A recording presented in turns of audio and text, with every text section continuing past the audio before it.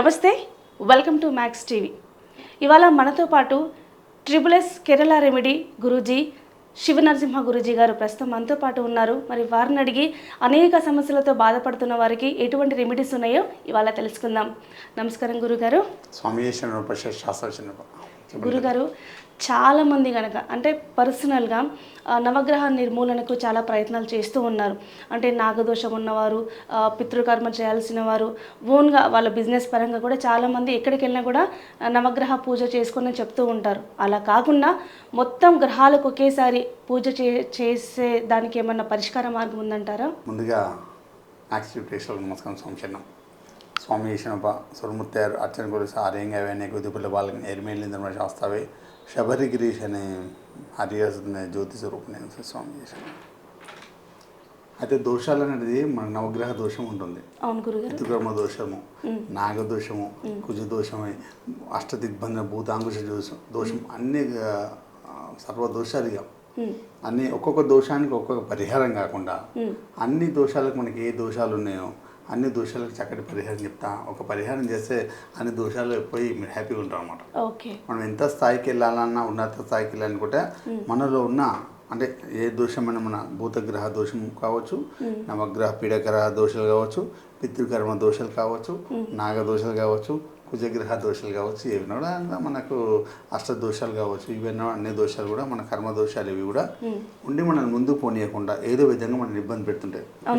పీడిత గ్రహాలన్నీ కూడా మన పీడింపబడి చేసి మనకు ముందు ఒకటి ఉన్నత స్థాయికి ఒకటి అక్కడ వచ్చేస్తామట. మనకు మంచి ఆలోచన ఉంటుంది. ఒక బిజినెస్ చాలా టాప్ లెవెల్కి తీసుకోవాలనుకుంటాం, లక్షల కోట్లు పెట్టేస్తాం, ఇమీడియట్లీ తీసుకుని డౌన్ ఫాలో పడేస్తాం అన్నమాట. సరే, ఒక్కొక్కరు ఎంతో చదువుకొని ఉంటారు, జాబ్ దొరకకుండా ఇంటాలని కూర్చుంటారు.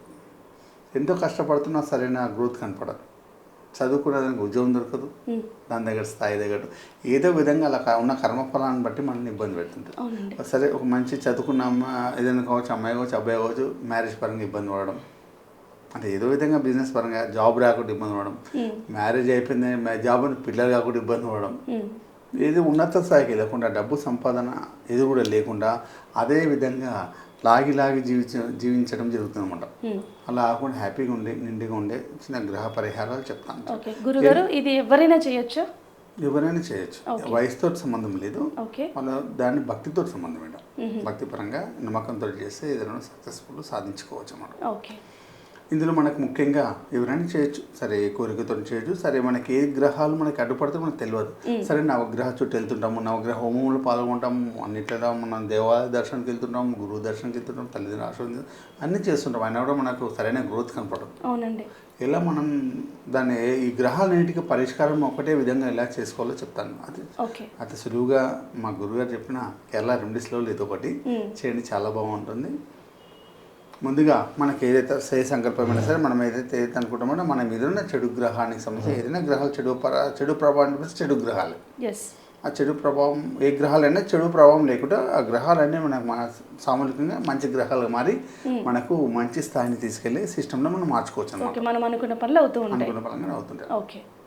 ఏం చేయాలి దానికి ఒకటి ప్లేట్ అంటే ప్లాస్టిక్ కాకుండా మనకు స్టీల్ ప్లేట్ ఉంటుంది, తీసుకోవద్దు. ఇత్తడి ప్లేట్ తీసుకోవాలి. ఒక చిన్న తాంబూలం లెక్క ఇత్తడి ప్లేట్ తీసుకొని అందులో కొన్ని బియ్యం ఇట్లా చేతిలో పట్టుకుని చేయి నిండా నీ చేయి ఎంత ఉందో అంత నిండా తీసుకొని మధ్యలో ఇట్లా బియ్యం పోసేయండి ఒక ప్లేట్లో. ఇంతకన్నా తాంబూలం లెక్క తీసుకోండి. అందులో మీ దోశ నిండా అంటే చాలా ఒక దాదాపు 1 kg బియ్యం అంతా పడాలి.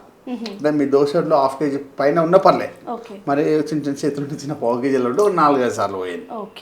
అందులో ఒక 1 kg బియ్యం వచ్చేది, కిలో బావు బియ్యం వచ్చేటట్టు చూసుకోండి. సేరుంబావు బియ్యం అనుకోండి. ఒకప్పుడు అంటే మన ఇంట్లో సేరులు ఉంటాయి కాబట్టి సేరుంబావు బియ్యం అంటే పోయింది. కాకపోతే చేతితో పోయాలి, గ్లాస్ తోటి అలా కాకుండా చేతిలో పోసుకొని చేతితో పోయాలి. 3 times కాకుండా 1 time 5 times.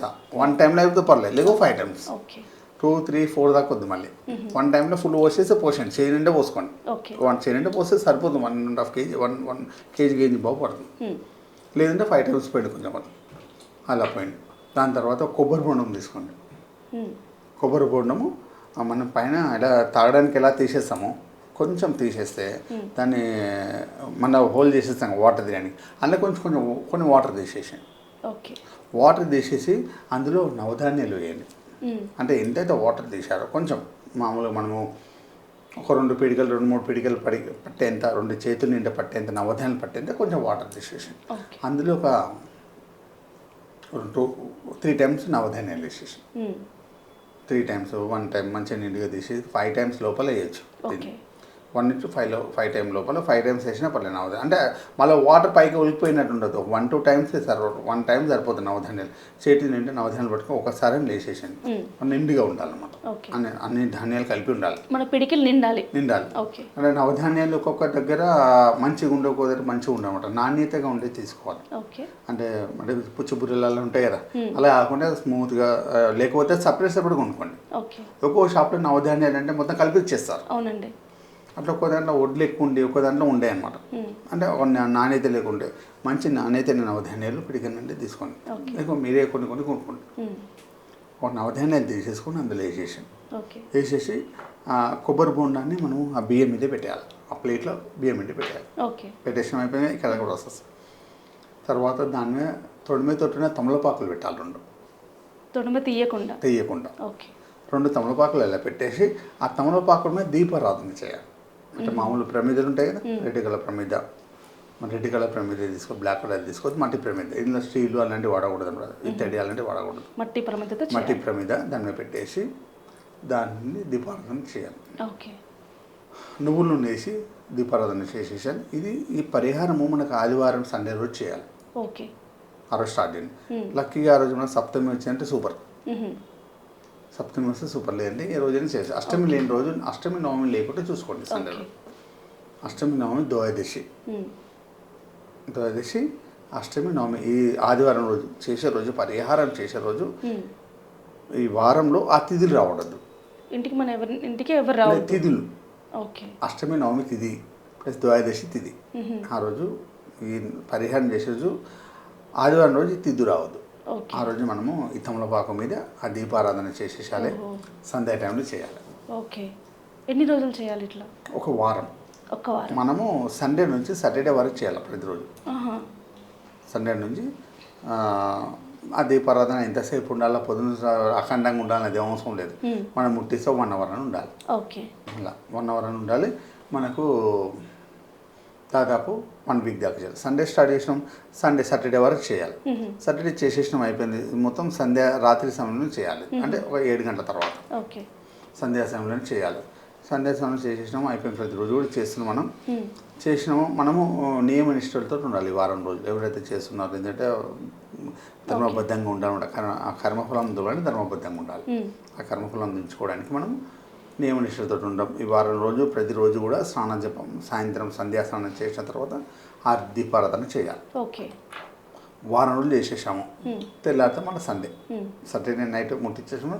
తెల్లారితే సండే కాబట్టి ఈ సండే రోజు మొత్తం దీపారాధన ప్రతిరోజు చేసేసాం. ప్రతిరోజు దీపారాధన చేసాం. ఇంట్లో ప్రతిరోజు దీపారాధన కొత్త దీపమే పెడతాం. తమలపాకులు కొత్త కొబ్బరి బొండం జరిపోదు. కొబ్బరి బొండాన్ని కదిలించకూడదు.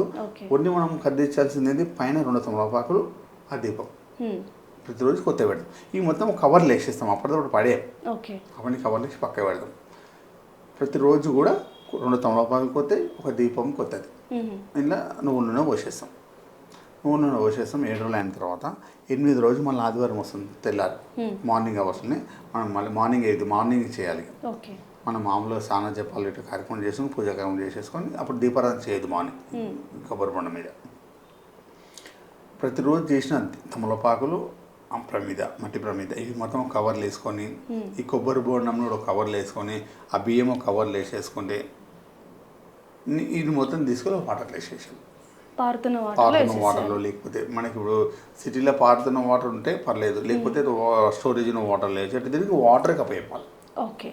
నిమజ్జనం చేయాలి. వాటర్లో నిమజ్జనం. ఈ పూజా కార్యక్రమం మొత్తం నిమజ్జనం, మనం వాటర్లో నిమజ్జనం చేస్తే అతి శీఘ్రంగా మన గ్రహ దోషాలన్నీ కూడా హ్యాపీగా పటాపంచలై వెళ్ళిపోతాయి అన్నమాట.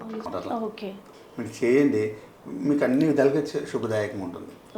చాలా చక్కటి పరిహారం చేయండి, చాలా బాగుంటుంది. చాలా చక్కటి పరిష్కారం అందించారు గురుగారు. అయితే గురుగారు, చాలామందికి డౌట్ ఏంటంటే ఇంట్లో సమస్యలు అందరికీ ఒకే విధంగా ఉంటాయి కాబట్టి ఇంటి పెద్ద చేయొచ్చా, లేకపోతే ఎవరికి వారు సపరేట్గా చేసుకోవాలా? ఇది రైట్. ఇంటికి సంబంధించిన ఎవరికి వారికి చేసేది ఇది. ఇంట్లో పెద్దవారు ఒకరు ఉంటారు, వారు చేసుకోవచ్చు, వారి కోసం ఉంటుంది. ఇంట్లో పిల్లలకి ఎవరికి కావాలంటే వాళ్ళు చేసుకోవచ్చు, ఎవరిది వాళ్ళకి చేసుకోవచ్చు. అయితే కొంతమంది స్త్రీలు అంటే అమ్మలకు కొన్ని ప్రాబ్లం ఉంటుంది కదా, ఆ ప్రాబ్లం ఏంటంటే 7 days కాబట్టి ఆ పొజిషన్ చూసుకొని చేసుకోవాలి, మధ్య డిస్టర్బ్ లేకుండా చేసుకోవాలంటే. ఇది ఒకటే, ఎవరిది వాళ్ళు చేసుకుంటే వాళ్ళకున్న ప్రాబ్లం తోటి. దీనికి ఎలా అంటే మనకి ఫీవర్ వస్తే మనమే టాబ్లెట్ వేసుకుంటే మన తగ్గుతూ ఉంటాం. ఎవరికున్న ప్రాబ్లం వారే క్లియర్ చేసుకోవాలి అన్నమాట. ఎవరి అదృష్టాన్ని వాళ్ళు పెంచుకోవాలి దీంట్లో. అదేవిధంగా ఎవరు వారు చేసుకుంటే వారికి బాగుంటుంది. ఇది చేయండి, బాగుంటుంది. ఓకే, నవగ్రహ నిర్మూలనకి ఎటువంటి పరిష్కార మార్గాలు ఉన్నాయి మాకు తెలియజేశారు. ధన్యవాదాలు గురుగారు. స్వామి చేసిన శాస్త్ర